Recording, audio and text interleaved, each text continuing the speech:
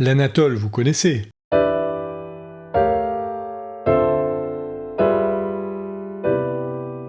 Oui, mais pourquoi pas plutôt ça?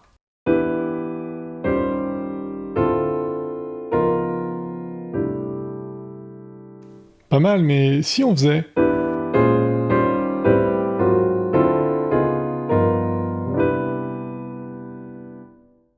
Laissez-moi vous présenter mon tableau du cycle des quintes étendu.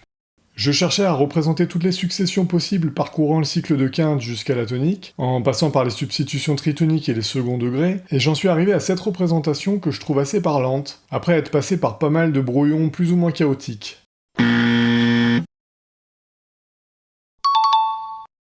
Alors comment est-ce qu'on l'utilise? On le parcourt de gauche à droite. Chaque axe du cycle des quintes est représenté par un cadre en couleur. On peut passer par n'importe quelle ligne noire, du moment que c'est de la gauche vers la droite. Et à l'intérieur d'une bulle, on peut passer indifféremment d'un accord à l'autre, comme ici de mi7 à si bémol 7. Il s'agit bien sûr des substitutions tritoniques. Vous allez voir qu'avec ce tableau, on retrouve une multitude de progressions harmoniques usuelles, comme par exemple les dominantes en cascade chromatique.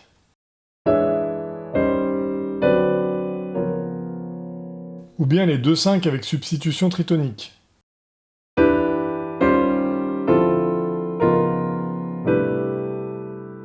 Ou encore les 2-5 chromatiques.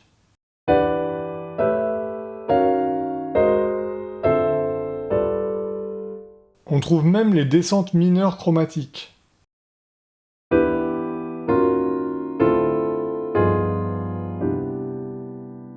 Ou encore les très classiques approches chromatiques par substitution tritonique.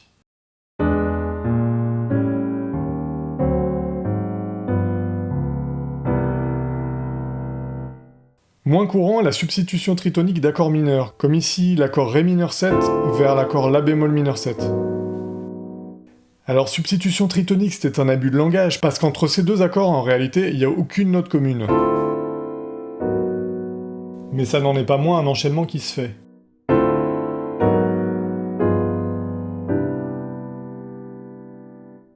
Regardons maintenant ce qui se passe au niveau du cercle du cycle des quintes. On parcourt en suivant l'orientation des flèches, le nombre d'axes nécessaires à la progression.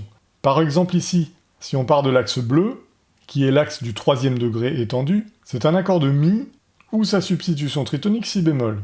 Vous voyez qu'on retrouve ces accords dans le cadre bleu à gauche. Ensuite on tourne, on passe à l'axe du 6e degré, La ou Mi bémol, etc. jusqu'à la tonique. Vous noterez qu'au sein d'un même axe, on trouve des accords de même fondamentale mais de nature différente, comme ici Ré 7 ou Ré mineur 7.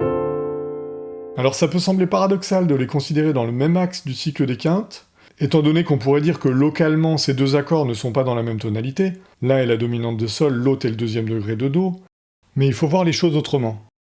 En effet, quand vous faites un Anatole, par exemple avec un Ré 7, ici le Ré 7, ou la même chose avec un Ré mineur 7.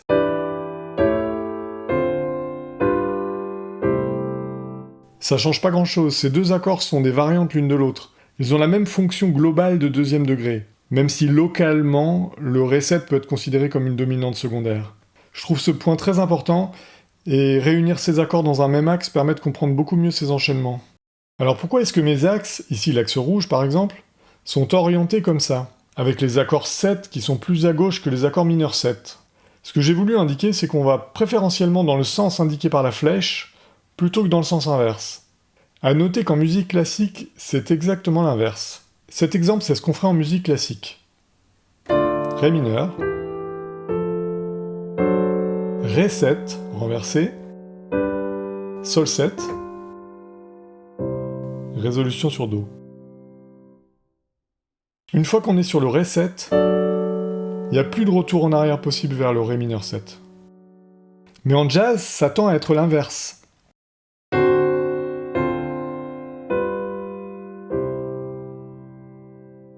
Cet enchaînement est impensable en musique classique. Quand est-ce que ça a changé? Je ne sais pas trop, mais je m'aventurerais à dire que ça doit être dans la musique américaine des années 20 à 30, qu'on s'est mis à intercaler des seconds degrés un peu partout, et que la dominante a perdu sa prépondérance. Mais si quelqu'un a une source des premiers enchaînements historiques 5 de 5, 2, je suis preneur. Et au passage, en jazz classique, on a très souvent ce voicing-là sur la dominante de dominante dans cet enchaînement particulier, 13 dièse 11.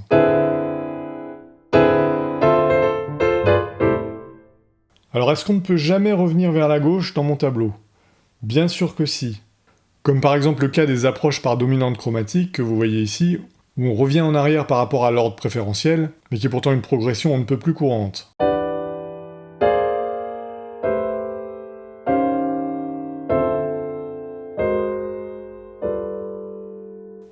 Disons que tout au plus, on ne va pas faire très souvent l'enchaînement du mineur 7 vers le 7, avec une même fondamentale, comme ici Ré mineur 7 vers Ré 7, qui est quand même très connoté musique classique. Ajoutons qu'il n'est jamais interdit de se déplacer en arrière, même d'un axe à l'autre. Combien de fois on a entendu l'enchaînement 2-5 aller-retour? De toute façon, ce tableau n'a pas vocation à expliquer l'ensemble des enchaînements harmoniques possibles, et se concentre simplement sur le cycle des quintes descendant. Libre à vous d'y ajouter des progressions plagales ou tout autre enchaînement harmonique de votre choix. La variété harmonique n'a de limite que votre imagination, alors soyez créatifs.